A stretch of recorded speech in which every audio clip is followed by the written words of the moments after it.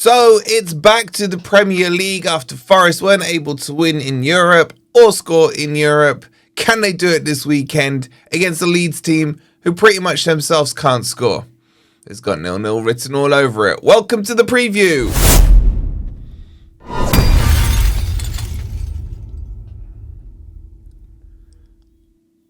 Hi guys, hope you're doing well and welcome to the preview for Forest versus Leeds. Traditionally a good game for Forest. We've got a really good track record as far as I can remember against Leeds at the City Ground.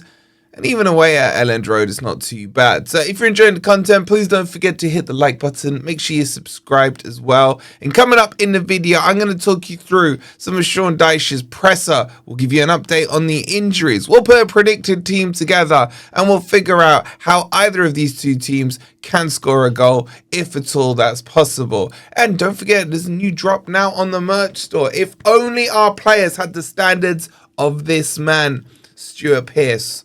What a legend. You can get this t-shirt, plenty of others over on the merch store. Scan the QR code or go to forestfantv.com. And thank you to everyone with all your well wishes. Yes, I'm in a full cast now, so appreciate the love. So bear with me with the videos and stuff. It's not as easy to get them done one-handed. But anyway, let's jump into this. I want to start with some of the quotes from Sean Dyche. Now, clearly is plain to see to even the most lay football fan that Forest just can't score goals. Even when the goal is wide open, we do our best to miss it. We saw McAtee miss pretty much a half-open goal. Yates missing from 4 yards out. We saw Gibbs-White missing a penalty. Scoring goals is a huge issue, not just for Forest, but for Leeds as well. Now, Sean Dyche was asked about this in the presser, and he said, we haven't got magic dust. He goes, you can't suddenly make players who are not used to having that killer edge score 20 a season.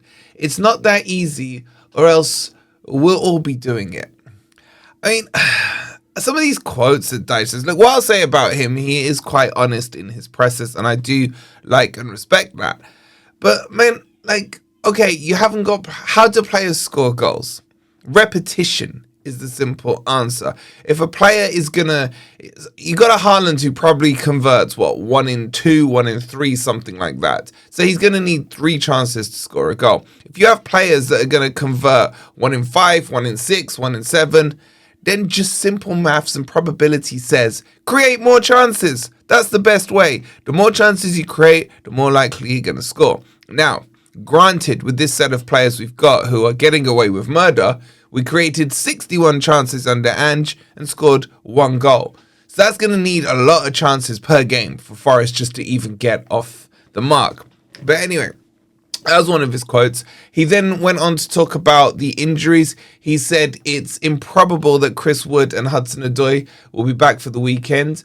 But says there's a stronger chance they'll be fit for the coming weeks. Now, obviously, there's an international break following this Leeds game. I'm actually looking forward to it. So we'll probably see them post that. Who've we got? I think Liverpool away. Outside of that, I'm making the assumption that the others are still further away. Douglas Luiz, Bakwa, Zinchenko, etc. They're all probably out for this game. So there is some issues when it comes to selection.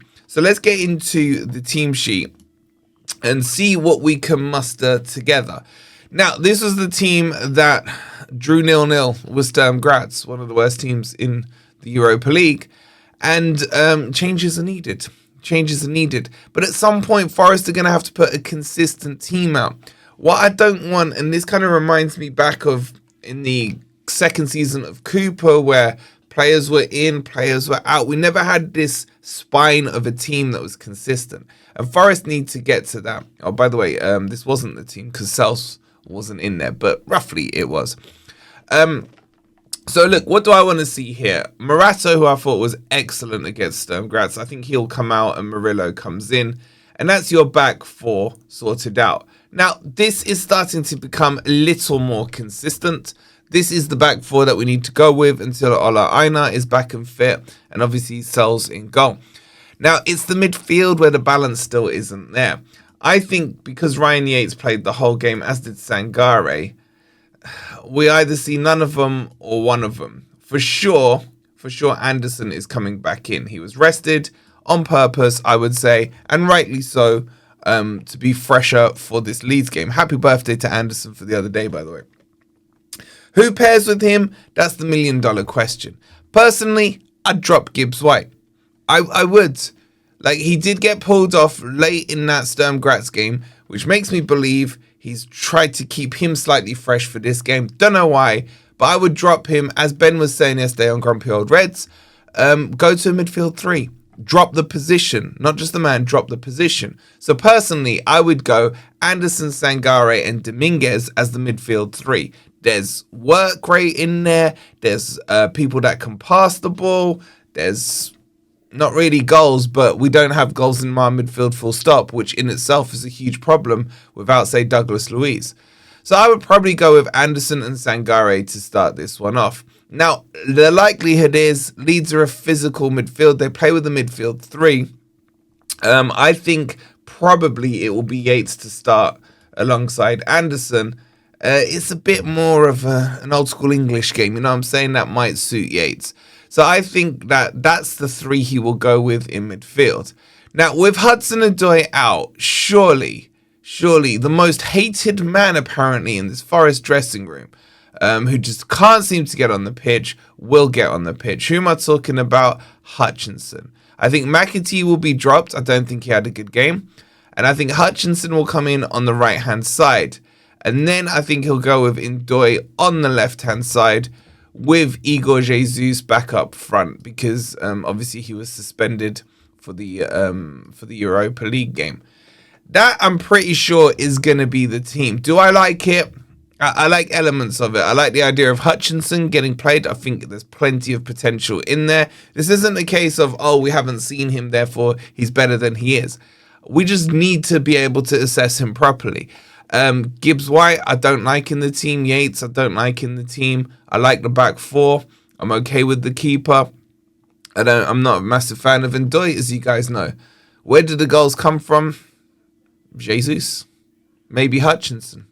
Outside of that, Weldy from Anderson, I don't know. But that's the team I think he goes with in a 4-2-3-1 formation. Now, how's that going to pair up against Leeds? As I said, they play with a robust kind of midfield 3, very strong workmanlike. They struggle to score goals. Calvert-Lewin is their striker, but there's a late fitness test on him. And to be honest, what they have behind Calvert-Lewin is not that great quality anyway. So Leeds, and I'm sure a lot of the Leeds fans would admit that firepower is a massive problem for them. I think their left winger is absolute quality. And Savona's going to have to lock him down.